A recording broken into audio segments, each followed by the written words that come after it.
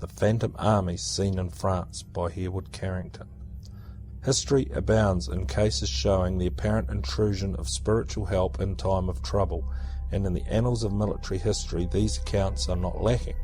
On several occasions the Crusaders thought that they saw angelic hosts fighting for them, phantom horsemen charging the enemy, when their own utter destruction seemed imminent.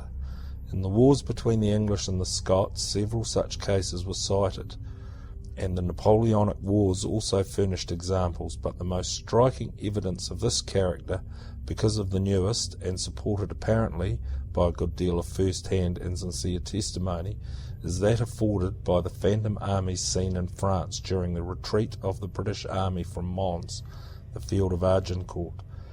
Cut off by overwhelming numbers and all but annihilated, the British army fought desperately, but the 80,000 were opposed by 300,000 Germans, backed by terrific fire of artillery, and when indeed in a critical position.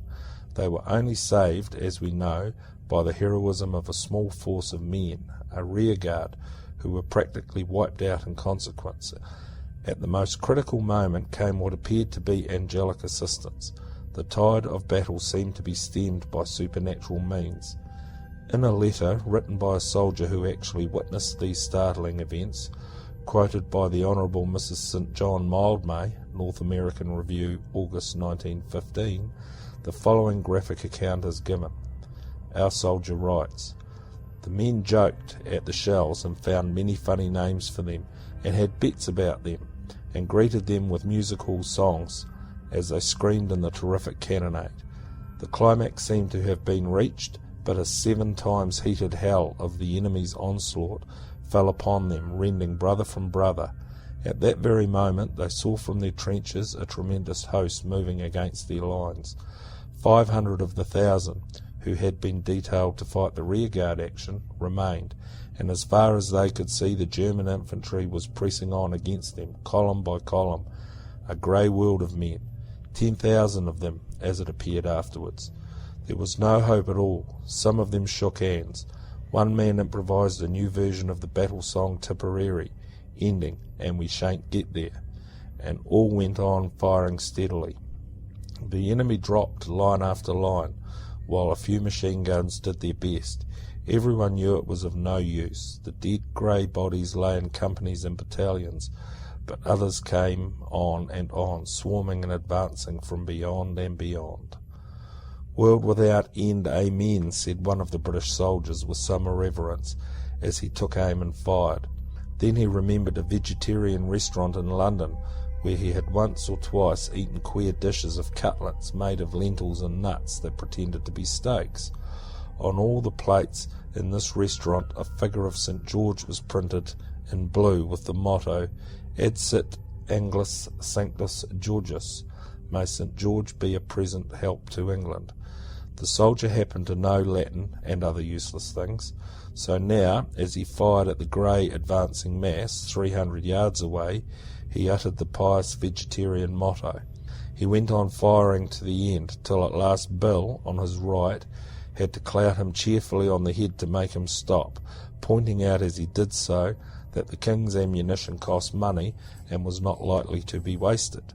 For as the Latin scholar uttered his invocation, he felt something between a shudder and an electric shock pass through his body.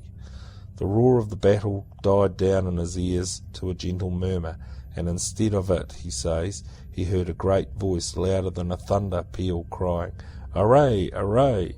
His heart grew hot as a burning coal, then it grew cold as ice within him, for it seemed to him a tumult of voices answered to the summons. He heard, or seemed to hear, thousands shouting, "St. George! St. George!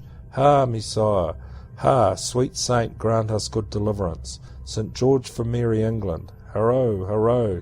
Monsignor St. George, succour us! Ha, St. George, a low bow and a strong bow! Knight of heaven, aid us!" As the soldier heard the voices, he saw before him, beyond the trench, a long line of shapes with a shining about them. They were like men who drew the bow, and with another great shout their cloud of arrows flew singing through the air toward the German host. The other men in the trenches were firing all the while. They had no hope, but they aimed just as if they had been shooting at Bisley. Suddenly one of these lifted up his voice in plain English. "God help us," he bellowed to the man next to him, "but we're bloomin' marvels. Look at those grey gentlemen. Look at them. They're not going down in dozens or hundreds. It's thousands it is. Look, look, there is a regiment gone while I'm talking to ye." "Shut it," the other soldier bellowed, taking aim. "What are ye talking about?" But he gulped with astonishment even as he spoke, for indeed the grey men were falling by the thousands. The English could hear the guttural scream of their revolvers as they shot, and line after line crashed to the earth. All the while the Latin-bred soldier heard the cry, "Hurrah, hurrah, Monseigneur, dear Saint, quick to our aid, St. George help us." The singing arrows darkened the air, the hordes melted before them. "More machine guns," Bill yelled to Tom. "Don't hear them," Tom yelled back, "but thank God anyway that they have got it in the neck." In fact, there were 10,000 dead German soldiers left before that salient of the English army, and consequently no Sedan. In Germany, the General Staff decided that the English must have employed turpentine shells, as no wounds were discernible on the bodies of the dead soldiers. But the man who knew what nuts tasted like when they called themselves steak knew also that St. George had bought his Agincourt bowmen to help the English.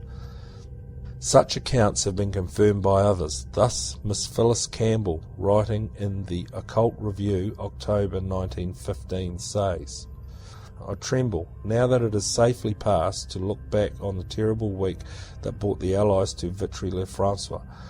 We had not had our clothes off for the whole week, because no sooner had we reached home, too weary to undress or to eat, and fallen on our beds, than the chug-chug of the commandant's car would sound into the silence of the deserted street, and the horn would imperatively summon us back to duty, because, in addition to our duties as ambulance auxiliaire, we were interpreters to the post, now at this moment diminished to half a dozen. Returning at 4:30 in the morning, we stood at the end of the platform watching the train call through the blue-green mist of the forest into the clearing, and draw up with the first wounded from Vitry-le-François. It was packed with dead and dying and badly wounded. For a time we forgot our weariness in a race against time, removing the dead and dying and attending to those in need. I was bandaging a man's shattered arm, with the major instructing me while he stitched a horrible gap in his head, when Madame D.R., the heroic president of the post, came and replaced me. "There is an English in the 5th wagon," she said. "He wants something, I think a holy picture." The idea of an English soldier wanting a holy picture struck me, even in that atmosphere of blood and misery, as something to smile at, but I hurried away. The English was a Lancashire Fusilier. He was propped in a corner, his left arm tied up in a peasant woman's handkerchief, and his head newly bandaged. He should have been in a state of collapse from loss of blood, for his tattered uniform was soaked and caked in blood, and his face paper white under the dirt of conflict. He looked at me with bright, courageous eyes, and asked for a picture or a medal. He didn't care which, of St. George. I asked him if he was Catholic. No, he was Wesleyan Methodist, and he wanted a picture or a medal of St. George, because he had seen him on a white horse leading the British at Vitry-le-François when the Allies turned. There was a FRA man wounded in the leg sitting beside him on the floor. He saw my look of amazement and hastened in. "It's true, sister," he said.